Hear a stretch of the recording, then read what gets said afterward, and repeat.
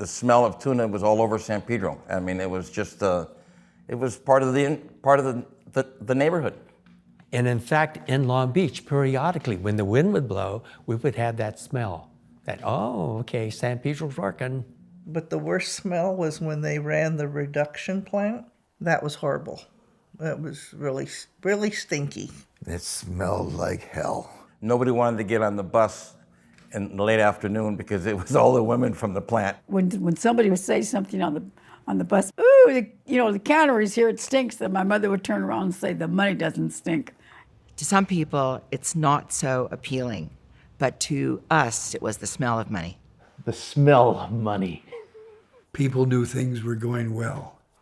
Even though the smell was strong, they said business is good. And everyone knew what it meant. It meant that the canneries were working, people were working, making a living, providing for their families. But everybody that I knew, and everybody that I still know, that worked in the fishing industry, I don't think there's a poor person around.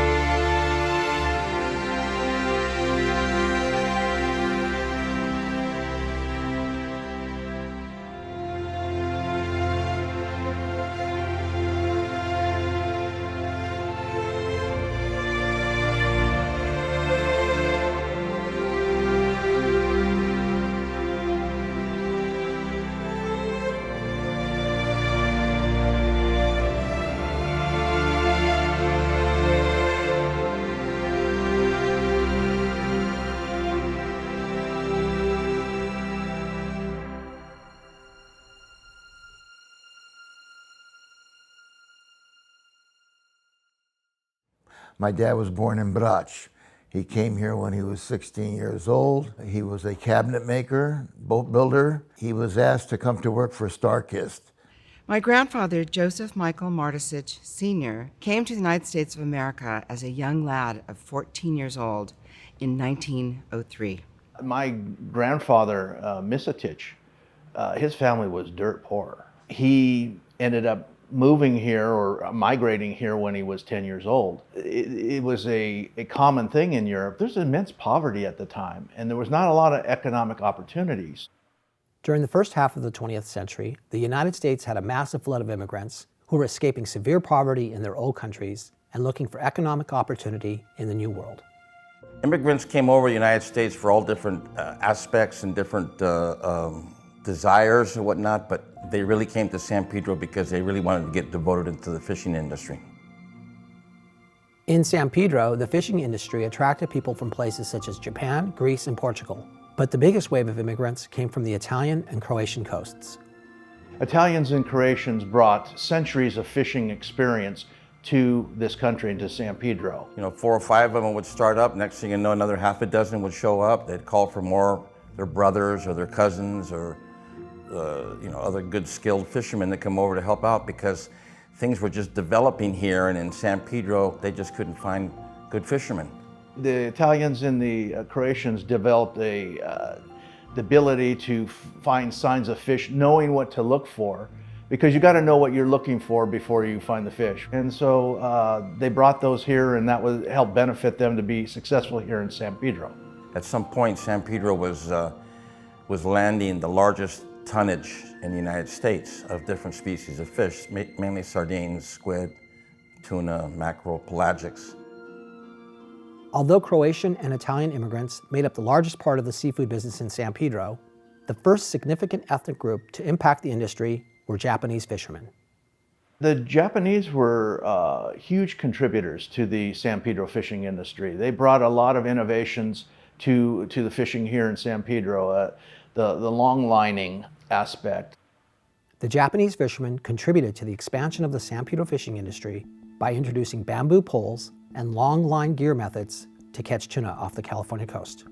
They have a single line that comes down. Sometimes they would use a hook, and then they would put bait on it, throw it out, and then bring their tunas over like that. And then it all depends. Sometimes what would happen was sometimes they get some bigger ones, like 50 pounds and up. They would have to use 2 rods connected to one line. They would even use 3 sometimes. I think the most of it they use is 4 when they get the big tunas like that. 4 guys in unison, pulling the fish over, dropping on the deck, throwing it back again.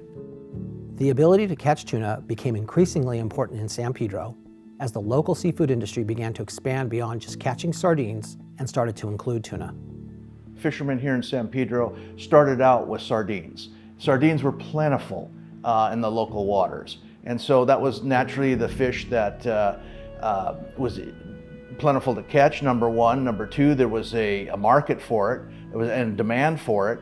And so the local canneries here, the first one was California Fish Corporation. It was built in 1893, and it was predominantly sardines. But as sardines started to diminish, there was a movement to tuna. Although tuna continued to grow in popularity and would eventually become the king of the fishing industry in San Pedro, sardines were still the biggest local seafood product when a group of Croatian immigrants formed the French Sardine Company, an endeavor that would completely change the history of the seaside town. The group was headed by Martin J. Bogdanovich, a fisherman from the Croatian island of Vis. And he came here in 1908, I think it was. Started and bought a little fishing boat called the Ripper, sailed up the coast of California to the Santa Barbara area, and did that for a while, came back to San Pedro and started a fish market. Then he got the idea of starting a cannery. So I guess he saved enough money and got a few partners and decided to try a cannery. The French Sardine Company that Bogdanovich started included 2 other major partners who were also born on the Croatian Adriatic. They were Nick Vilicic and Joseph Martisic Sr. My grandfather, Joseph Michael Martisic Sr., was born in Kamija on the island of Vis. It's the biggest island off the coast of Split in Dalmatia, as we call it now, that at the time was the Austro-Hungarian Empire. He arrived in Cupertino, California, to the home of an aunt, and he worked for a time and then went to San Francisco and continued to work and complete his high school education. And an opportunity eventually came up for him to come to San Pedro to be a partner in opening up the French Sardine Company, one of the first big canneries, and that was about 1917. My dad was Nick Vilicic, or Nicola was his real name, but he went by Nick. And he came to the United States in 1912, I think. And he was in San Francisco. He had a job in May's Oyster House. And then somehow he heard about a group of men that were going to start a business, the French Sardine Company, and he put his money into that. So he was among the original founders. They decided to name the company the French Sardine Company because their product was canned in the French style of tall cans, oval cans, in olive oil, mustard, and tomato sauce. At the start of the 20th century, the seafood canning business in the Port of Los Angeles was almost exclusively sardines. But a gradual shift took place, and tuna started becoming more popular. Although the change to catching tuna was aided by the introduction of bamboo poles, it was the use of purse seiner boats and fishing nets that dramatically expanded the local industry and helped transform it from sardines to tuna. You wouldn't catch 12 fish at a time. You would catch, 20, 30 tons at a time. It was more efficient. You could catch more fish much faster, make more trips. It was more profitable for the crew, the boat, and of course it fed the canneries, with feedstock. These fishermen that were here, since they were fishing pelagic and using the purse seiners, then they decided to expand on all that into the tuna industry. And the tuna industry started to grow with the different growth of the canneries, 4 or 5 canneries here in Terminal Island and San Pedro. And so it was a more productive and a more lucrative way of fishing instead of catching one by one.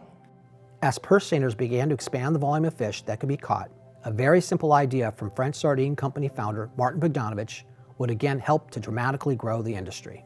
He noticed that the fishing boats had to come in quickly because there was no way of preserving the fish. And he thought about putting ice on the fishing vessels. He made a visit up to Santa Barbara to a local ice house, and he got the idea of using crushed ice to refrigerate the fish and preserve it and extend the vessel's longevity at sea and preserve the catch. Oh, it was huge. It was huge. It changed the entire fishing industry, from sardines and mackerel to tuna.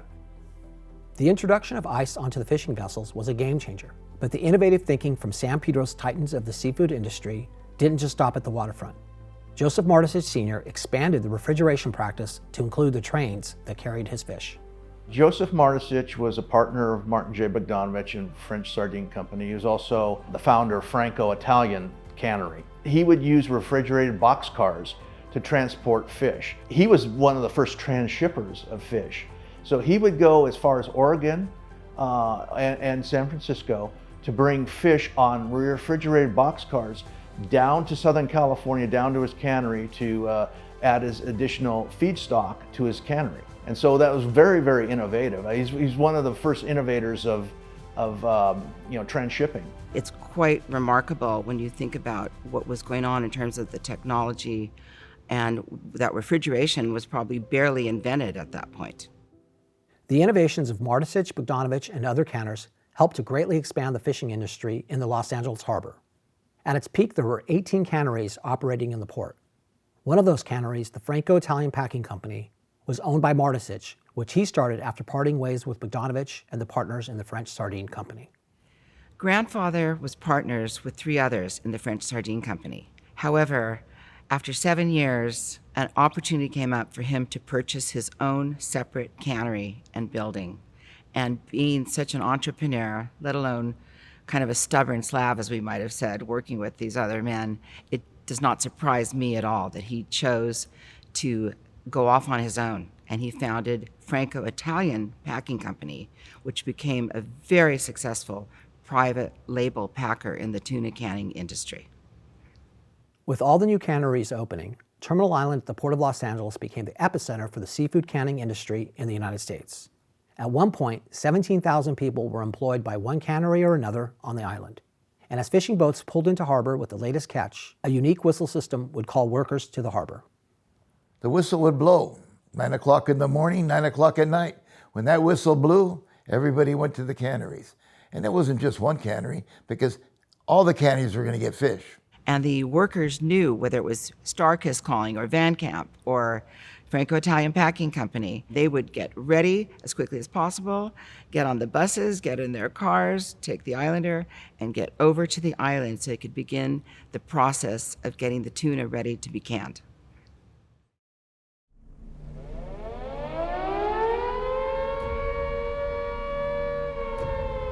In 1941, the Japanese attack on Pearl Harbor completely changed the world and dragged the United States into the war. However, entry into World War II brought an unexpected new opportunity that tremendously accelerated the popularity of tuna in America. World War II was instrumental in expanding the demand for tuna, but it may not have been as much to the civilian demand as it was supplying the armed forces. For instance, French Sardine Company, Starkist, 60% of their production during World War II was for the armed forces. And I believe that because of that fact that so many GIs got to taste tuna maybe for the first time, that it became much more popular and helped build the demand for tuna after the war. The French Sardine Company, which was now being marketed as Starkist, greatly benefited from the new popularity. Starkist became so fashionable that Hollywood even got in on the act. Bob Hope promoted Starkist, I think, when he was traveling to the troops. And that's kind of where Starkist brand kind of got known.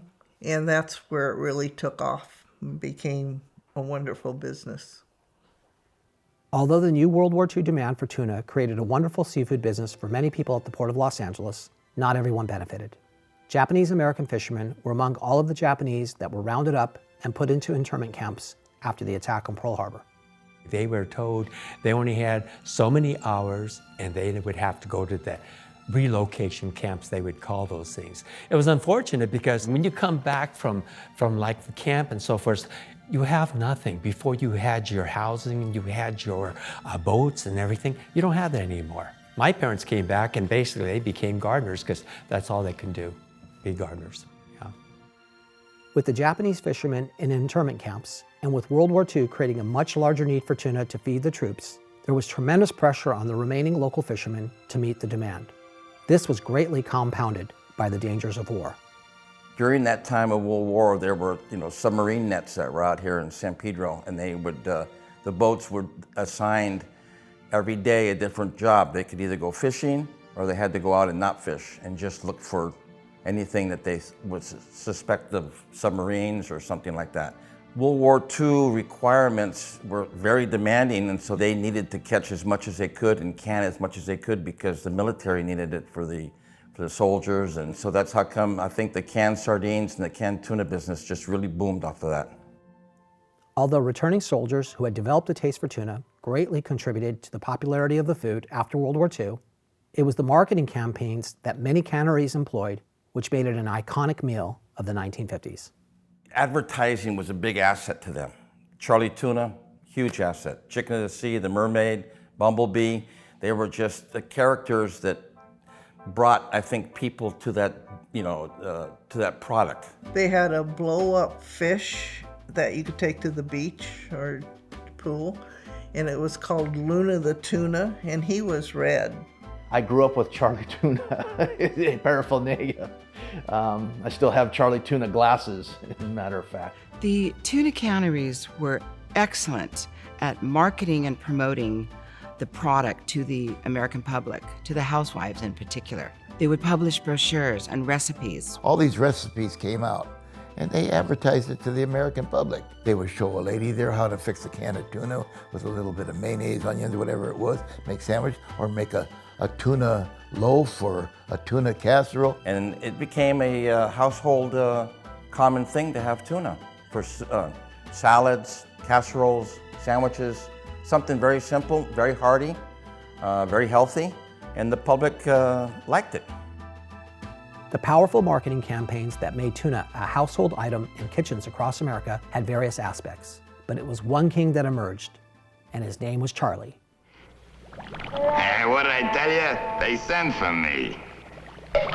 All right, cut the comedy.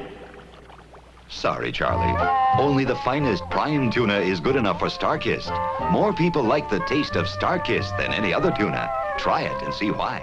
Charlie Tuna was started by one of the Bogdanovich girls, Geraldine. She was Joe B's sister, okay? One of the 5 girls. She designed Charlie. Went to an advertisement agency, and they made Charlie Tuna. She was my mother's sister. She was one of the 6 sisters. She was the theatrical one. She was the one that was in show business. And she came up with Charlie Tuna. How she came up with that name, I cannot tell you. But she was always been associated with it. But she brought it to StarKist. StarKist marketing people liked it, gave it to the people in Chicago to develop it, and it went on from there. In the 1950s, as the exploding popularity of tuna created a much steeper demand, 2 San Pedro Croatian immigrants introduced fishing technologies that revolutionized the industry. One of them was Anton Misetich. My grandfather Anton came to this country in 1923, 100 years ago. He was 10 years old. He came here to work with his father. He went to school at San Pedro High until he was 10th grade. Then he went fishing. And my grandfather became captain of a fishing boat at age 15. And so he was an owner of 12 fishing boats in his lifetime.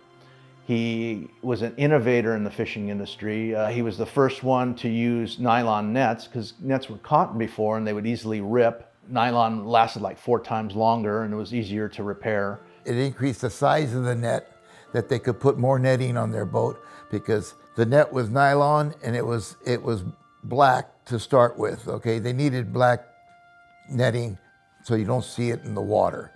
Okay, before they used to tar the cotton nets. The cotton nets were heavy and they tear. You imagine cotton comparing to nylon. And cotton used to pile up with the tar. They could hold maybe 3 to 4 times more netting on their turntable than they could with the cotton net. And if they can hold that much more netting, they can make a larger set. The other Los Angeles harbor fisherman who made a tremendous impact on the industry was Mario Puritek. He invented a technology that dramatically increased production on the fishing boats. So Mario Puritek invented the power block, which was a tremendous, tremendous asset to the fishing industry, because before that, they had to either lift the net out of the water by hand or just with slinging the net, and it would take a long, long time. The nets, when they were put out in a set, you know how they were brought back on the boat? By hand. And so you got a net maybe 2,000 feet long, soaked with water, fish in it, and you're pulling it by hand. On every swell, you're pulling it back, and it was just back-breaking labor, and I'm sure probably contributed to a lot of injuries. The power block would allow the net to be rolled back on the net from the end of the boom. It's attached to the end of the boom, and it would just be pulled out of the water vertically through the power block and then down onto the net pile. Although the ability to catch much more fish to meet the large demands for tuna in the 1950s was incredibly important, it was only half of the equation. There was also a growing need to process and can the fish for distribution. Many canning facilities emerged during this era, but the Starkist Plant 4 facility was easily the most significant. Plant 4 was very important. The plant they had was Plant 1 had 2 tables inside of it. It couldn't manage the amount. So the planning of our sales department and advertisement, it boomed to where they had to build something larger. So by the time 1952 came along, the plant had 5 tables inside of it, 8 tables, 850 women cleaning fish. Plant 4 was built in 1952. It was on 4.5 acres of land. It cost $2 million for, I think, the land, and maybe $1 million to build the plant at the time. And Plant 4, by the way, was the largest single unit tuna cannery in the world.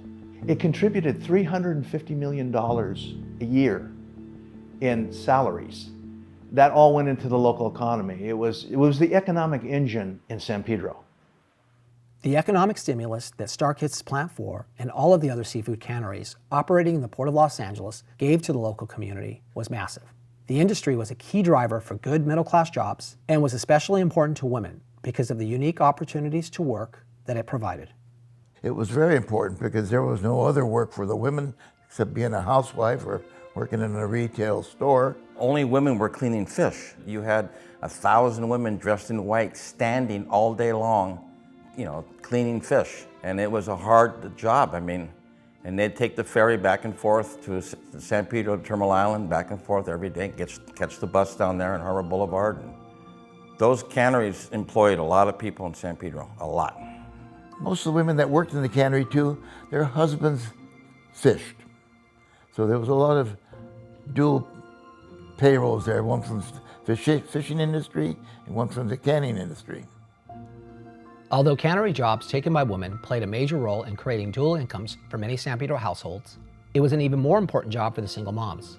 As an example, Belia Olguin Smith's mother had a job at a cannery that helped her provide for Belia and her 7 siblings after their father left the family. It was a job she took great pride in. She was wonderful. She was fast at her work. I remember that because when her lady friends would come that worked with her would say, "Your mother," she's so fast, and it was real positive, and it seemed very positive situation. My mother was wonderful. Although the fishing and seafood canning business at the Port of Los Angeles experienced tremendous growth during the 1950s, it still wasn't large enough to meet the growing demand, and local industry leaders began to look overseas.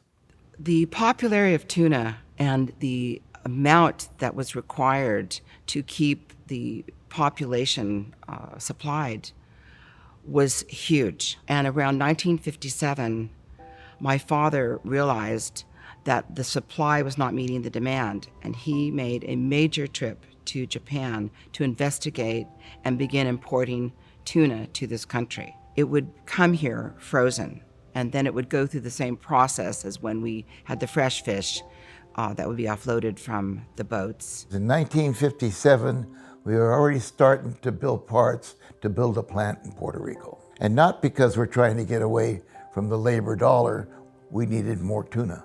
In the mid-50s, Starkist had a small cannery down in Peru, and they needed to have some of the gentlemen, the fishermen here, go down to Peru and fish. But it was a long run for the guys to go all the way down to Peru, fish, and bring all the way back to San Pedro. So eventually, my father, Butch Duwanich, and his brother Larry Duwanich went down to Peru and actually developed the tuna industry down there for Starkist. The importance of the fishing and canning industry to Los Angeles was massive. It played such a key role that an image of a tuna was placed on the official seal of the County of Los Angeles. In addition, the Fisherman's Fiesta, a blessing of the local fishing fleet by the Catholic Archbishop of Los Angeles, was the second biggest annual event in Southern California, only behind the Rose Bowl game and parade. Although the popularity of tuna continued to grow, the expansion of the industry would eventually spell doom for local cannery workers and fishermen at the Port of Los Angeles. Beginning in the early 1960s, there was a shift in the industry, and the conglomerates entered the scene and started to take over. In San Pedro, the demise of the fishing industry came about around 1962, and that was because multinational companies purchased the local canneries. Starkist, which was the biggest, was purchased by H.J. Heinz, and I believe Van Camp was purchased by Ralston Purina. And so these multinational companies are more bottom line focused than, say, on the welfare of the workers or the fishermen and that kind of thing. They're bottom line driven because they have shareholders to answer to. So those companies look for ways to run plants that were, had labor costs that were less, that had less environmental restrictions, that had just less regulation. And so they looked overseas. So for instance, Starkist built a big plant in Puerto Rico. They also built a plant in American Samoa. So it was a process of looking at the numbers and the cost of the labor and all the expenses for that. The labor dollar got to be expensive. Remember, everything could be automated on tuna except the cleaning. Cleaning has to be done by hand. And they decided to go someplace else. They decided that they could handle everything in Puerto Rico and Samoa and shut down Plant 4 because of the labor dollar. It's a very sad thing because this town, Terminal Island, San Pedro, fed the nation with tuna. And we provided jobs, the leaders of the industry, for hundreds and thousands of people that lived great lives and really respected that industry. And it's very sad that it concluded. It was sad. It was a sad situation, and people lost their jobs. And they were there 20, 30, 40 years, and even the workers in the plants, they were there. That was their life. And you don't find that in today's world.